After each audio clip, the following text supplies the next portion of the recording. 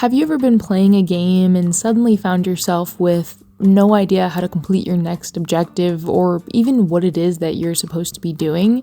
The concept of communication is easy enough to understand. It's simply the transmission of information from sender to receiver. But good communication can be hard to come by. As we'll come to find over the course of this video, there are lots of ways to go about sending a message to someone, whether that be a handwritten note, ancient runes carved into stone, the mass distribution of newspapers, or strange signs posted around a city. So today I'm going to take you all back in time and, using the power of video games, walk you through the fascinating advancement of communication techniques and technologies. And if you're into nerd stuff like this, then please consider supporting the channel because this video took an immense amount of work. Fun work, but still work. Before computers, before paper, before any sort of alphabet had even been invented, we humans had to keep things simple, by using our beautiful voices to get our message across. When you imagine our early ancestors from millennia ago and how they may have communicated with each other, one image you see might be of a tribe gathered around a fire sharing tales, ancient myths, and legends. The origins of human speech date back to around 100,000 BCE. Bear with me here, my sources are mostly Wikipedia. So it's safe to say that we as a species have been chit-chatting for quite a long time. Mirroring this, most games at some point feature dialogue, but there are a few I can think of that take this basic idea of verbal communication and give it a bit of pizzazz. On the second story of the Tainted Teapot Inn in the charming fantasy game Eastshade, those visiting around the hour of 7 p.m. will be greeted by a storyteller. This guy shows up every night to tell a variety of tales about his travels and the strange people and places found in this anthropomorphic world. This one was about 10 minutes long, the tale of the pauper and the elk. You can't skip through it, you can't interact with the storyteller, all there is for you to do is sit and listen. This is a video game, so at the end of the story you will gain some inspiration, this game's version of XP, but the sheer oddity of this kind of thing was enough to get me in the door at 7 p.m. sharp across multiple nights. Speaking in public is no small task, much more difficult than recording YouTube videos in your bedroom. But if you're able to hone the skills required to do so, studying body language, intonation, word choice, people will start to notice. Words carry power, the power to entertain and delight, to subtly shift the mood in the room, to inspire us to take action. A skilled orator can easily influence and even manipulate those around them. Great God Grove takes a very interesting approach to dialogue, using the power of your megaphone. As a messenger to the gods, it allows you to suck up objects, and more importantly, the words that any character has just spoken, and then launch them back out at other characters to get your point across. The Greeks and Romans especially were very fond of rhetoric and debate, and they also had a great appreciation for the performing arts. They built great theaters and amphitheaters, taking into account audience positioning and acoustics, and even managed to rig up these ginormous sunshades so performances could still be enjoyed even on the hottest summer day. The use of acting and the voice for entertainment purposes wasn't limited to these marble-pillared societies, of course. Another notable example of the performing arts is in the far-off Dorp Town and other locations within the fantasy kingdom of Once Upon a Jester. Sitting at 222 reviews on Steam, 100% positive, I think this is the funniest game I've ever played. Upon hearing about a royal theater competition, two brilliant performers, a sock puppet and a jester, start putting on shows and gaining fans in the hopes of being able to attend, impress the princess, and steal a big old diamond.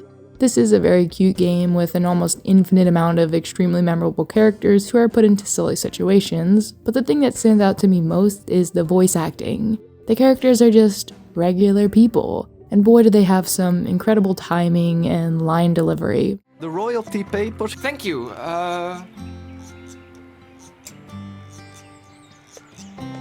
Chiquita, me belle. It's Princess Christina. The people have already spoken, this one's a 10 out of 10, so I think it's time for us to rock and roll. But mostly rock.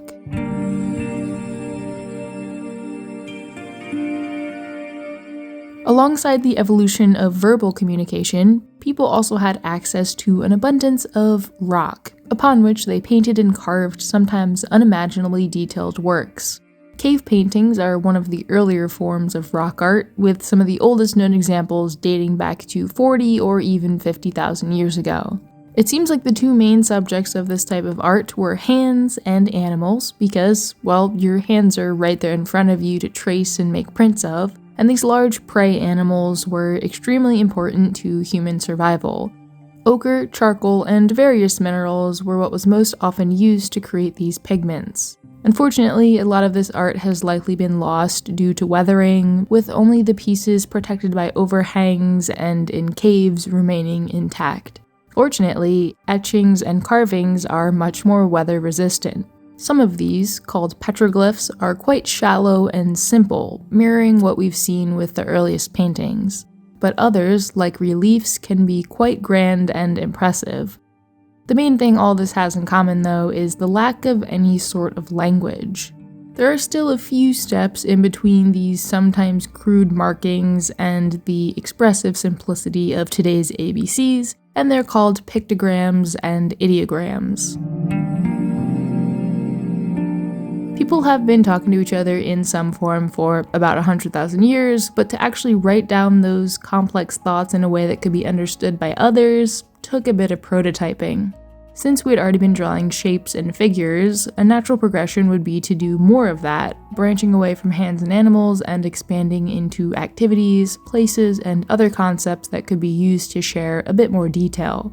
The use of pictograms dates back to around 9000 BCE. The great thing about them is that they look like what they represent, so there's no need to get language involved. And that's why they're still used today, physically on all sorts of signs and markers, and digitally where they're known more commonly as icons. Hands down, the best possible example of this to ever be implemented in a game can be found in Letters to Arala. In the game, you play as a turnip with a big juicy bum. No, I'm not even exaggerating a little bit. And as the island's newest postal worker, it's your job to deliver the mail in a place with no roads or addresses. Instead, people draw pictograms onto their mail, symbolizing the person it should go to, their occupation, or even just the shape and color of the building they live in. You also can, and are even encouraged to, open all of the mail. And there's some juicy stuff in there sometimes. Wilmot's warehouse also uses lots of symbols, but they don't necessarily represent anything. Instead, you're supposed to group them together based on whatever sort of sorting system you see fit in order to be able to find them quickly once a delivery rush starts. You could just stack random boxes every which way, but then you wouldn't be able to complete very many orders, and Wilmot will be a sad little square. Thankfully, you can take as much time as you need in between deliveries to get your warehouse in order and test out new object grouping and placements. The perfect game for organization freaks. Ideograms are another half step in the evolution of language and expanded from pictograms to represent not only objects, places, or people, but also more complex ideas. These would end up being the basis for cuneiform and hieroglyphs. Now's the point where I'm gonna stop pretending to be a linguist analyzing all these make-believe languages and instead just point out some interesting examples from the genre that is translation and decoding games. And then after all that, we'll finally get to books, which still kinda just feels like the beginning.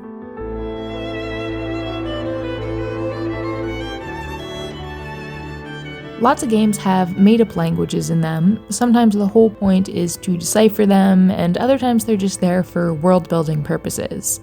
The latter usually just uses a letter-for-letter approach, where each letter of the English or other real-world language's alphabet is given its own unique glyph. In games like Stray and Tunic, which use this approach, it's not at all necessary that the player gets out their notebook and starts translating. It's just a fun extra thing for nerds to do. I also personally think it's something that immediately adds a ton of flavor and depth to a game's lore, even if it is just a one-for-one translation. But these true translation and decoding games, where becoming the archaeologist or adventurer or alien is the whole point, are a whole different breed of game. Again, these can be simple word swaps where each word in a sentence is replaced with a made-up word or glyph. This makes it much easier to then translate that game across other real-world languages. Other games take a more complicated approach to grammar and syntax, like Heaven's Vault, which ultimately means that the game was never released in any languages other than its original English. But it also means that it has the most interesting decoding mechanics and unique script of, I think, any game.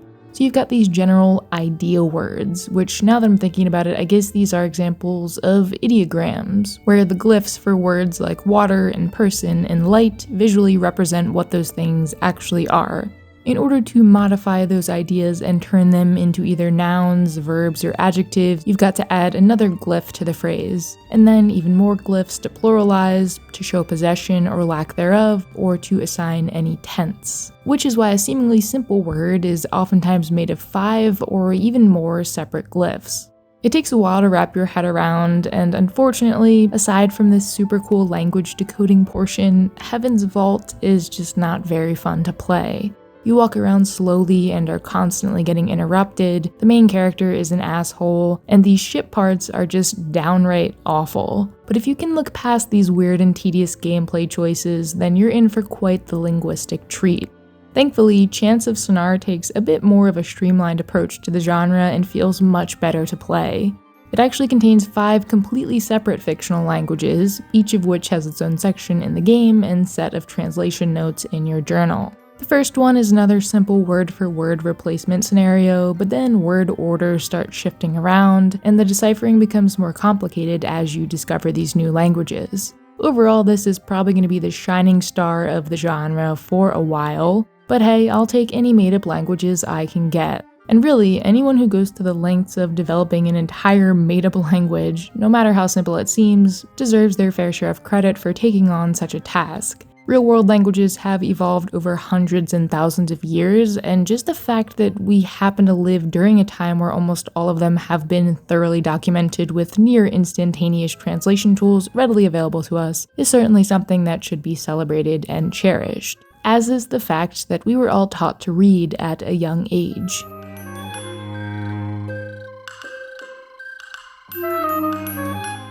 Henry here never did learn to read as a kid, bit of a late bloomer, but that's just how things were in the Holy Roman Empire during the 15th century. But in Kingdom Come Deliverance, Henry eventually does learn how to read and experiences the magic of opening a book and flipping through its pages, a whole new world of knowledge waiting to be discovered for the first time. Before taking reading lessons, any book he opens will appear as a bunch of gibberish, and then slowly things will start making more sense as he hones this skill.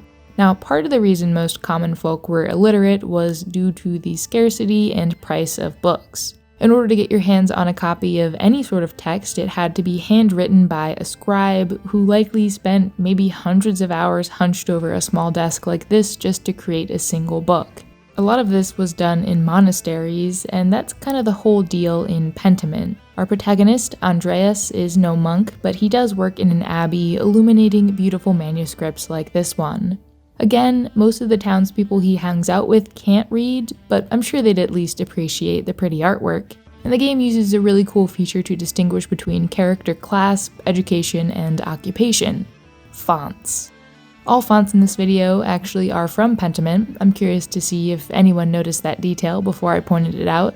And peasants have this scribbly sort of writing, as opposed to the much neater scribe's cursive, which is assigned to higher class individuals without a university education.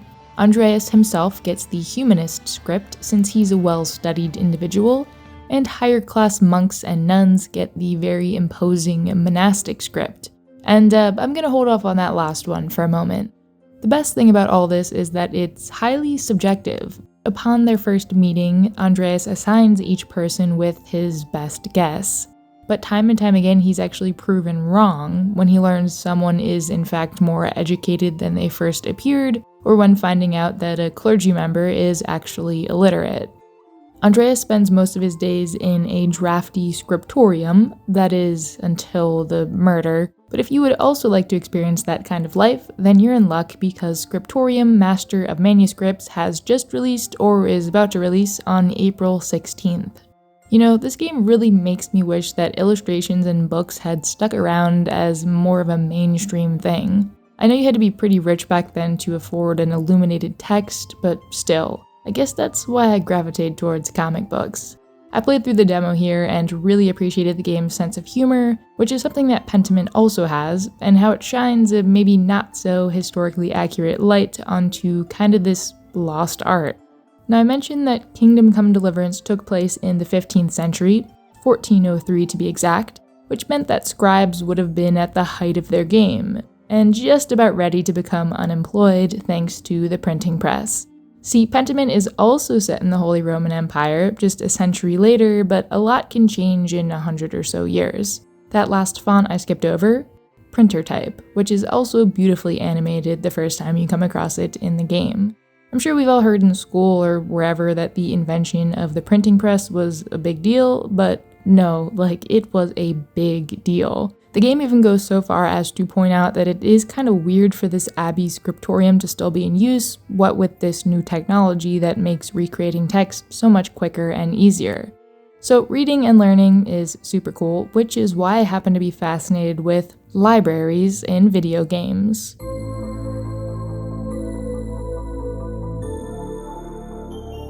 These overwhelmingly large collections of knowledge were a natural progression once people started writing down their ideas and observations, and if you've ever been in one, I'm sure you've felt some sort of feeling when hanging out in a library. Personally, I think being surrounded by so many possibilities is very exciting, but others may feel intimidated at the thought of trying to pick something out to read. But what if you truly had nothing else to do except read? This curious game called The Longing is, in a way, a game about nothing, about waiting for time to pass, 400 days to be exact, until your king reawakens. As there's no one left to serve, the lonely little shade you play as was given instructions to wait for 400 days. They expressed the desire to occupy their time by picking up some paper and charcoal to draw with, then some books to fill up their library, and so you're given the opportunity to guide them, slowly, to whatever awaits in the surrounding caves. Since the going is so slow, every single item you find or doorway you finally pass through feels almost monumental, and slowly filling up your bookshelf couldn't be more satisfying. Reading also causes time to pass more quickly, allowing you to speed up that 400-day timer, and the books you read are actual real-life books written out in full. Weird game, cool game, tedious game, I simply can't get enough of this creature. Another odd one that has you tucked away in dark corners poring over old books is Seven Sages. Upon your grandfather's death, you're left with his small library of tomes and sealed books. Each one has an encrypted password hidden away between the pages of one book or another, and I was immediately drawn into this mystery. Among the books are fairy tales and fables, historic accounts, and previous scholars' attempts at decoding languages and deciphering runes. This game does require a lot of patience. I ended up getting stuck kind of early into it, and the controls are also a little odd. But if you crave that feeling of being surrounded by knowledge, knowing the words you read could have the power to literally open paths into the unknown, and don't mind reading and rereading and scouring each and every page for clues, Seven Sages is absolutely worth a shot. One thing that can become a bit difficult in that one, and in any library, digital or physical, is organization. Even though there are only a few dozen books here, I was continually setting volumes down, only to realize 5 or 10 minutes later that they had actually contained an important clue, and then forgot where I put them. Before books were printed, library classification systems remained relatively simple. Long before the Dewey Decimal System of today, in Egypt's ancient library of Alexandria, poet, scholar, and librarian Callimachus created the first known library catalog system in the West.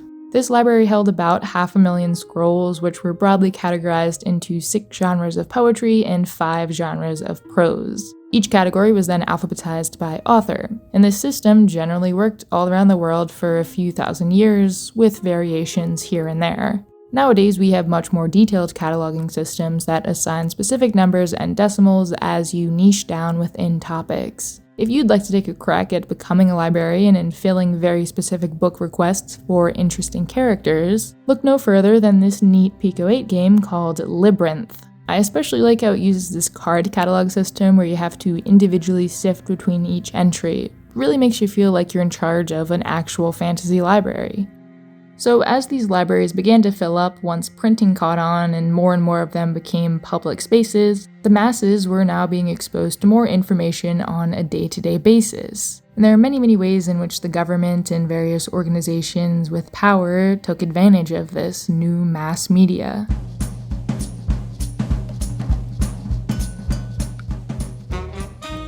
Mass media can be broken down into a bunch of different subcategories, including social media, print media, broadcast media, basically any type of media that, you guessed it, reaches the masses. But for this section, I'm mostly going to focus on the big telecommunications boom of the late 19th and early 20th centuries, namely TV, radio, and newspapers. Now, the idea of a newspaper has been around since much longer than the past 200 or so years, but it wasn't until the 19th century that innovations in printing press and paper-making technology allowed newspapers to be sold at much lower prices and printed way faster. A lot more people were also learning how to read, which means more papers could be sold, which meant more people could learn to read, and so on. So that's all great stuff, spreading information around, except, humanity's tendency to screw up a good thing, especially when money gets involved. News Tower lets you build your very own newspaper empire in a bustling 1930s New York, and the way you run things is completely up to you. Will you build a beautifully laid out newsroom, or cram your workers into uncomfortable, noisy cubicles, accept bribes from the mafia, or expose their crimes? Will you print important breaking news, or just the entertainment and gossip pieces that seem to sell the most copies? A very interesting premise for a tycoon management game that honestly has a surprising amount of attention to detail. I especially love watching the presses spin once you finalize your layout for the week. A lot cooler than that blocky old machine in Pentiment, am I right? Newspapers and print media are great, but physical items could only travel so far, so fast, before they became old news. Enter the radio. Question for you, how many times have you played a game where one of your missions is to go find all the radio towers and fix up the comms equipment? It's a pretty common trope at this point, especially in open world games, but I also find it a little endearing still. Aside from these tower missions, radios and walkie-talkies are still a fairly common thing to put into a game, and they usually either have someone guiding you through a dangerous situation, keeping you company, or they just let you listen to some chill tunes. In Oxenfree, there are lots of 80s-inspired gadgets and gizmos that use radio waves, plus a whole supernatural element as the entire story revolves around you accidentally opening a ghostly rift. Static is a free little puzzle game that's literally about radio waves and manipulating them in order to move a dot around towards a goal. And TR-49 takes the best of deductive investigation games and War of the Worlds style radio dramas and mashes them into something very unique. Honestly, this game could have fit into a few different sections of this video. There are lots of documents to sort through, it's got a card catalog-like organization system, but I think the radio narration is what makes it stand out the most. I alluded to propaganda earlier, and I think one of the best examples of this, and just thinking about the way information is framed and presented, is in Not for Broadcast. In this one, you play as a news editor at a TV station. A new political party has risen to power, and they're all over the news. Along with the tools of cutting between shots and the censor button comes the great responsibility of controlling the public narrative. On top of all that pressure, your equipment always seems to be on the fritz, and you'll have to keep an eye on viewership to make sure you keep your job. If you want a TV-based game that's stress-free, Lipo Plus is basically a live-action, interdimensional cable episode. Here, you don't do any manipulating or controlling, other than controlling what channel you're currently tuned into. But there's still this overarching story told between all the shows, and honestly, some pretty bizarre stuff happens. But certainly nothing as bizarre as what's transpired since the dawn of the computer age.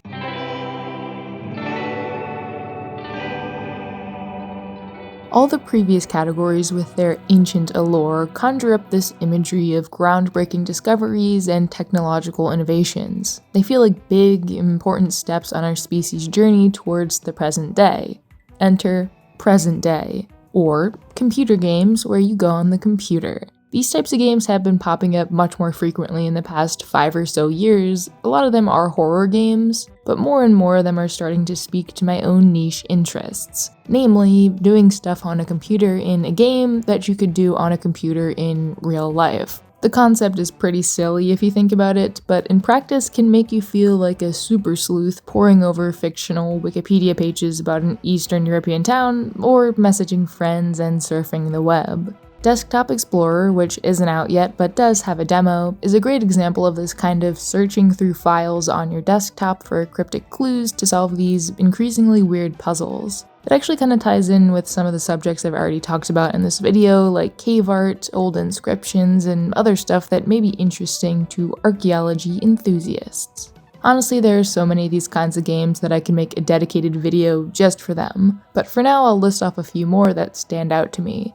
Of course, there's Hypnospace Outlaw, which in my eyes jump-started this genre with its beautifully authentic 90s web browsing experience. Crossroad OS is part poking around an operating system and part maze game. Mysteries of Old Tokyo has you investigating Japan's capital city throughout the ages. And Diping Escape literally goes into your PC specs and somehow works your graphics card and CPU into the whole experience. Plus, it's also a typing game.